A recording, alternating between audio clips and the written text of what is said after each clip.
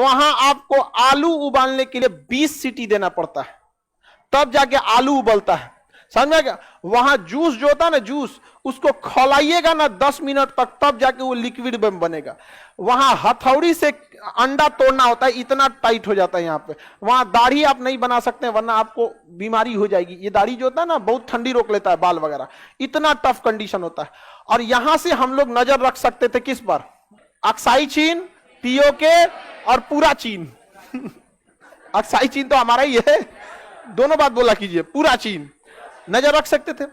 पाकिस्तान, अब हम लोग को खबर मिली कि यहां पर पाकिस्तान आतंकवादी भेजना चाहता है। अब हम लोग क्या करें? 1984 में टेक्नोलॉजी भी नहीं थी हम लोग के पास। 1984 में स्थिति यह थी कि 3 फौजियों की ड्यूटी लगती थी ना। 3 फौजियों का जब ड्यूटी लगता था तो उसमें पता था कि एक कोई है इन तीनों में जो लौट के नहीं आएगा। जब चलान कर वो कमांड कटता है कि आप 3 इस साइड में, आप 3 इस में, 3-3 के ग्रुप में, तो उसको पता था कि हम 3 में से कोई एक है जो लौट के नहीं आने वाला। क्योंकि आप खड़े खड़े रहिएगा, बर्फ का पहाड़ है, धाए धंस गए, अरे खोजो खोजो, कितना अंदर धंस गया क्या पता, मार देगा ठंडा, ऑक्सीजन खत्म, मर गए वहां से। कहानी बहुत बुरा हाल था। लेकिन इसी बीच खबर क्या आ गई कि पाकिस्तान इधर घुसपैठ की तैयारी कर रहा है। अब हम लोग के पास वो कपड़े ही नहीं थे जो कहां लड़ाई लड़ सके लोग, सियाचिन में। अब उतना ठंडा में मर जाएगा आदमी लड़ते लड़ते, हमारे पास कपड़ा ही नहीं था लड़ने के लिए, और ना ही हमारी तैयारी थी। हम लोग को लगा कि वो ठंडिया में कौन जाएगा। लेकिन पाकिस्तान पिछले 7 से 8 साल में वहां जाने की तैयारी कर रहा था, इसलिए अपने कुछ सैनिकों को वो उसी माहौल में तैयार कर रहा था, ठंडा के हिसाब। अब जैसे हम ही को पता है कि हमको सियाचिन जाना है, तो 4 साल से हम तैयारी करेंगे ना, 1 साल जाके जम्मू में रह जाएंगे, फिर ऊपर श्रीनगर में, फिर ऊपर, ऐसे करते उसने वहां पे सबको ट्रेनिंग देके रख दिया। अब भारत को हो गया दिक्कत।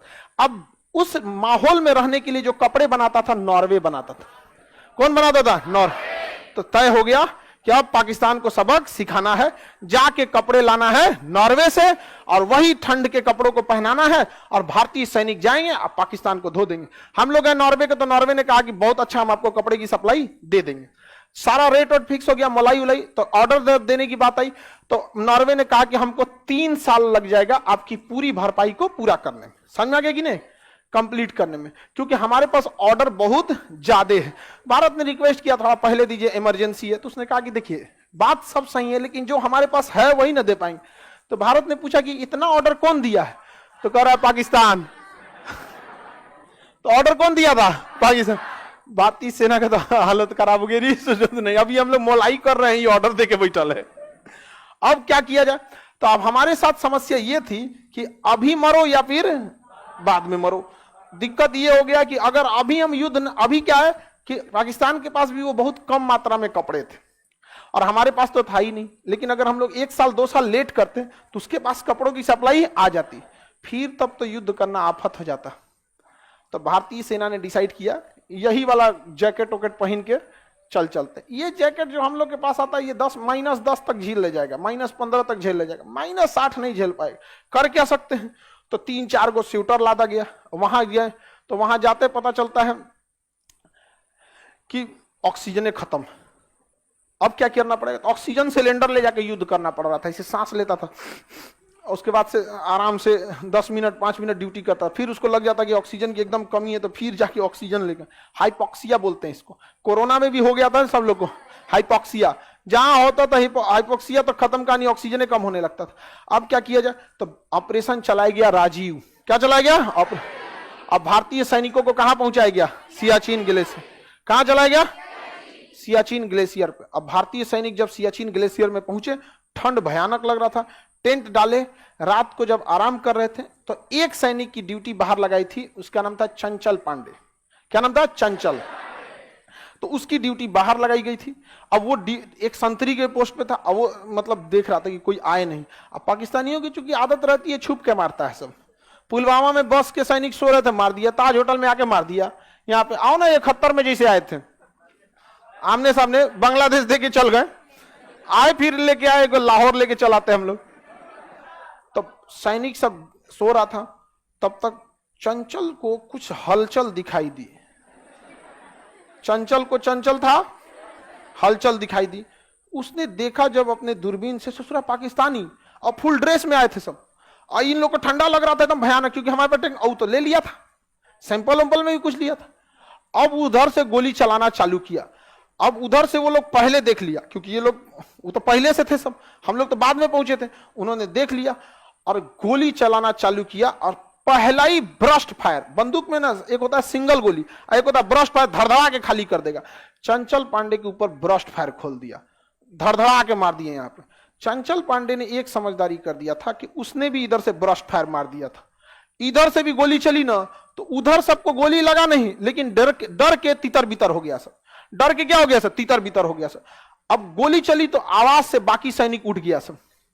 जब बाकी सैनिक उठ गया सब तो पता चल गया, वरना मान के चले चंचल कोई से लग गया था, चंचल मर गया तब तो पता ही नहीं चलता, ये लोग सोए में आके मार देता सब। और तब तक यहां से भारतीय सैनिक उठ गई। और जब उठ गई तब मोर्चा संभाल लिया भारतीय सेना ने। अब इधर चंचल सहित अब बाकी भारतीय सैनिकों ने घेर के चारों ओर से लगभग 2.5 से 3 घंटे की लड़ाई हुई बर्फ में और रात के अंधेरे में। इशारा बस था कि उधर से गोली आ रही थी तो चिंगारी देख के। अब भारतीय सैनिकों के पास न उस तरह की ट्रेनिंग, न उस तरह के कपड़े, अभी अभी पहुंचबे किए थे, सुबेरे की रात में युद्ध हो गया। समझ में आ गया कि नहीं? जैसे आप कहीं बारात में गए, मार हो गया, कितने भागेंगे आप? हाँ, अच्छा, बारात जब पिटाती है तो सबसे पहले गड़िया पे कब्जा करता है, सब भागेगा किधर दूसरा। ड्राइवर को पकड़ ले, कहां जाएगा यहाँ पे? अब जाए दूल्हा का तो हालत खराब होता, कम से कम हमरा छोड़ दियो रे। नहीं समझा? दूल्हा को हाँ, अब भारतीय सैनिक पूरी तरह क्या हो गए थे, घिर गए थे। लेकिन रात की लड़ाई में मार धार के पूरी तरह भारतीय सैनिक ने पाकिस्तानियों को सुला दिया और उन सौ को उघाड़े फेंक दिया, उसका कपड़ा पहन।